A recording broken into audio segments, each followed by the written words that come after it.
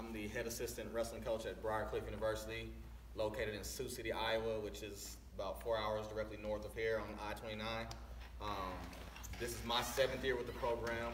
Our head coach, Joe Privateer, this is his 9th year with the program. We compete in the NEI division, which, going back to scholarships and stuff, in the NEI division, we do offer athletic and academic scholarship money. So, obviously the academic kind of goes off of what you did in high school, as far as your GPA and, whatever standardized test you take will kind of determine how much money you get academically. And obviously from the wrestling side, we look at, we kind of look at your mindset, we kind of look at some of your credentials, and we kind of figure out how much money, we want to give a certain athlete on the athletic side. So yeah, one thing about our program that that's big for us and what we're looking for. One thing I talk to all my recruits about is accountability and grit. We feel like if you can encompass these two things and understand these two aspects in life, you really cover a lot of the bases.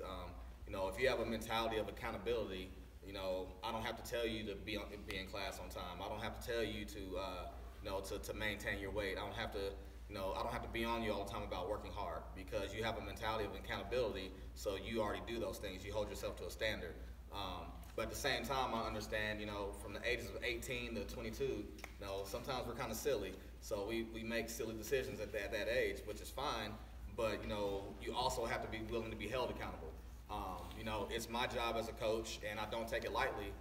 We're an extension of, your parents who sent you away. We're an extension of getting you to that next step in life.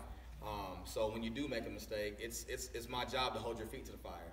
And, when those things happen, it's, you can make the decision, do I make excuses, do I point fingers and spin my wheels, or do I own it, get better from it, and move forward?